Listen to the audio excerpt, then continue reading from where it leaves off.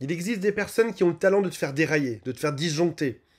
Pour pas les citer, une personne qui est perverse narcissique a cette espèce de super pouvoir. Elle sait mettre son doigt exactement dans tes blessures, là où ça fait mal. Et quand elle te fait dérailler, tu t'en veux déjà pour commencer. Tu te dis mais pourquoi est-ce qu'encore une fois je suis rentré dans ce jeu? Ça peut être un SMS qui est envoyé qui te fait bondir et tu réponds avec de l'agressivité. Et cette agressivité, elle te reste pendant quelques heures par la suite. Cette espèce de sentiment de rage, de ça y est, encore une fois, cette personne m'a fait du mal. Ça peut être aussi quand tu vois l'autre, cette personne qui va être méchante avec toi, qui va t'humilier en public, qui va te faire ces espèces de petits reproches. Ça peut être ces emails, même après une séparation, qui continuent d'arriver et de venir titiller les poings, surtout quand tu as un enfant ensemble. Alors, que vous ayez enfant ou pas, que vous soyez séparés encore, ces personnes-là savent exactement comment faire. Et le souci de tout ça, qu'on se mette bien d'accord, c'est que d'une part, tu t'en veux, d'autre part, ça se retourne toujours contre toi, bien évidemment, et qu'ensuite, tu peux avoir deux choses qui arrivent de manière consécutive.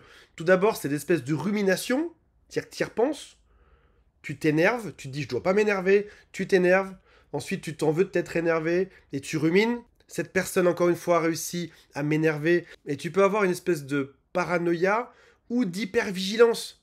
C'est-à-dire que tu t'attends à ce que cette personne recommence. Tu vas recevoir un SMS, tu ne sais pas quand précisément. Tu peux recevoir un SMS qui va te faire dégoupiller.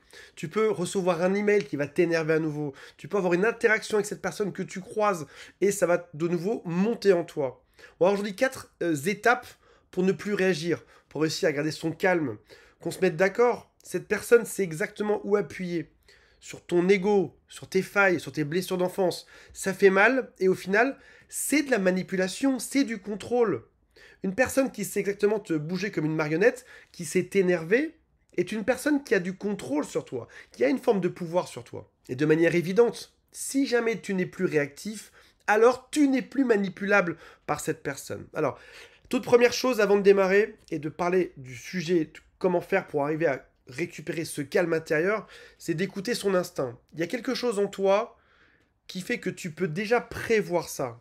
Je connais cette personne, je sais comment elle marche et je sais que ça va être compliqué. À son contact, tu peux aussi, avant même que ces actes arrivent, que ces critiques arrivent, que cette personne te fasse de la peine, tu peux déjà ressentir une forme de malaise en toi. Tu sens que ça va arriver. Tu sens qu'il y a quelque chose qui n'est pas de l'ordre du naturel. Ça peut être dans un regard, ça peut être dans un ton de la voix, ça peut être dans une attitude.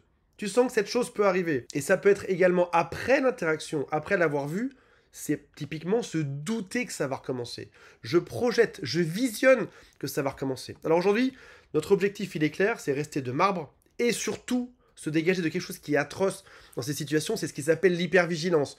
L'hypervigilance, pour rappel, c'est ce qui fait que tu dors pas la nuit, c'est ce qui fait que tu es toujours prêt à combattre. Alors ton instinct te dit que ça va arriver, sur quoi est-ce que l'autre va taper? Il a l'embarras du choix. Une dizaine, une vingtaine d'outils qui sont extrêmement classiques. Ça peut être des blagues. Tiens, dans ce jean, t'as des moins grosses fesses que dans l'autre. Haha, je rigole. Non, non, je dis pas que t'es grosse. C'est une blague, mais ça fait rire que lui. Une blague qui fait rire qu'une seule personne. C'est en général pas une blague, c'est juste de la méchanceté déguisée. Ça peut être une blessure d'enfance, t'as peut-être des complexes, des choses que t'aimes pas qu'on aborde. Il va se donner un cœur joie, elle va faire exprès de venir citer ce genre de choses. Vous avez des enfants ensemble, il va se servir des enfants contre toi, évidemment. C'est compliqué avec ta mère, cette personne va te rappeler que ta mère a raison, ta mère est une belle personne, ta mère te connaît bien et c'est pour ça qu'elle te déteste. Il va te culpabiliser, elle va dire que tu inventes, il te fera des remarques sarcastiques. Oh, bravo! Si tu penses que c'est comme ça que ça va fonctionner, je t'encourage, vas-y, continue, on verra qui se plante. Ça va être de t'ignorer de temps en temps, tu passes à côté, t'es même pas regardé, t'as absolument rien. Ça va être de te trianguler avec d'autres personnes. Elle, au moins, elle comprend ce genre de choses, pas comme toi. Ou encore, tu pourrais pas être un peu plus comme lui, par exemple? Lui se comporte bien, lui c'est un homme chouette. Ça peut être aussi de te voler quelque chose que tu aimes bien. Ou encore te menacer.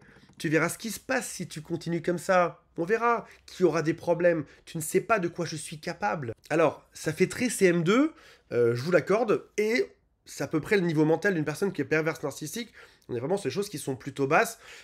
Pourtant, ça marche. Parce que on a des liens avec ces personnes-là, parce qu'on les a aimées, parce qu'on a créé une famille, parce que plein de raisons, le machin fonctionne. Mais si tu trouves que c'est déjà manqué d'intelligence de faire ça, on peut être dans quelque chose qui n'est même plus CM2, mais qui serait CP. Comme par exemple, répondre à côté. Tu poses une question à cette personne-là, elle répondra toujours à côté.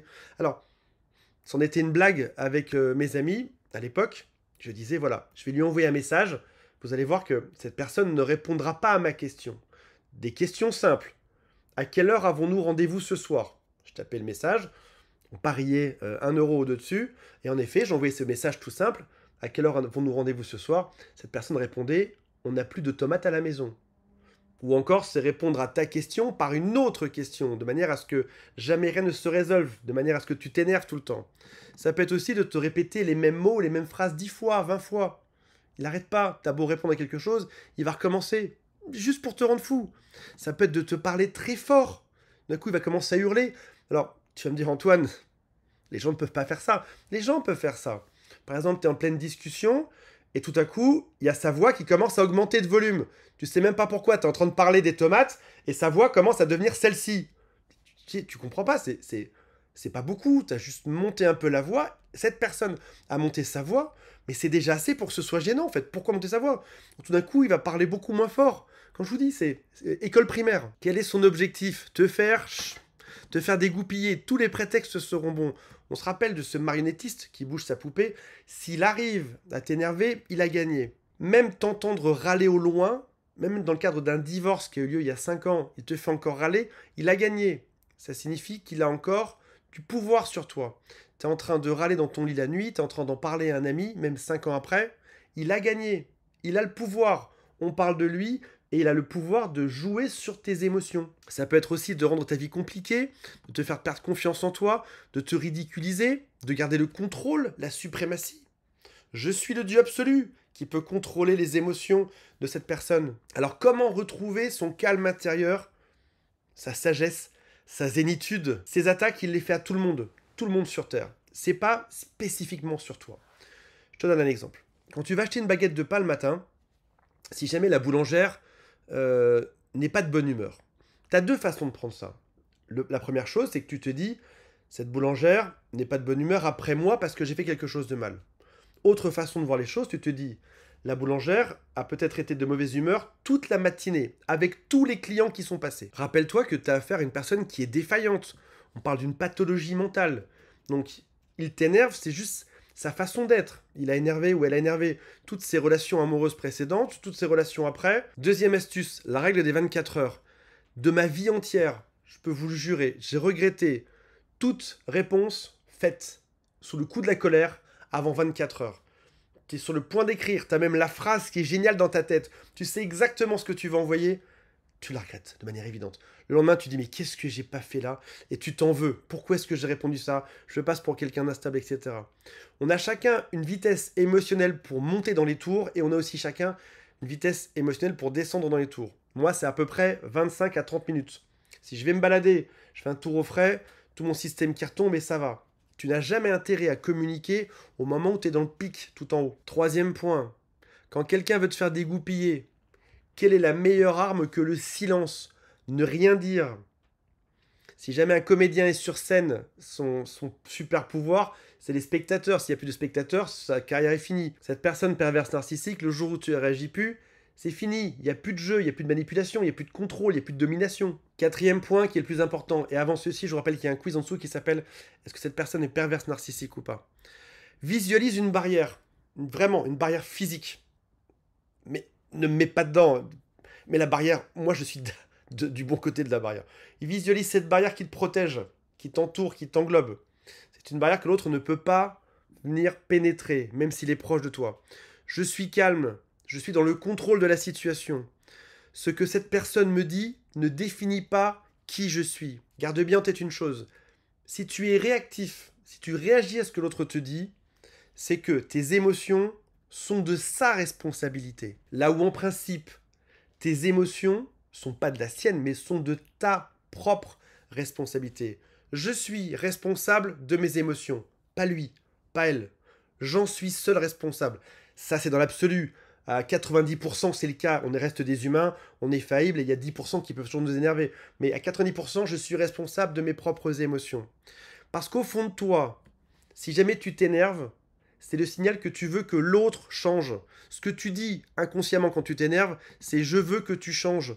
Je veux que tu me traites avec respect. Je veux que tu sois cool avec nos enfants. Je veux que tu arrêtes de me voler. C'est ça que tu veux. Tu veux que l'autre change. C'est pour ça que tu t'énerves. Peut-être aussi que tu te dis, comment as-tu pu me faire ça? Comment as-tu osé me faire ça?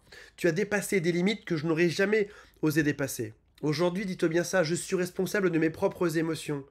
Si jamais je laisse toujours à l'autre mes émotions, si c'est pas lui qui les gère, ce sera la personne suivante. Je suis responsable de mes émotions. Je vais apprendre à les gérer. Je peux être heureux même si l'autre est triste. Je peux m'estimer même si l'autre me rabaisse. Je peux avoir confiance en moi même si on me dit le contraire. Ce n'est pas l'autre qui vient définir qui je suis. Voilà mes amis. J'espère que ça vous a intéressé. On se retrouve prochainement. Salut à tous, bye.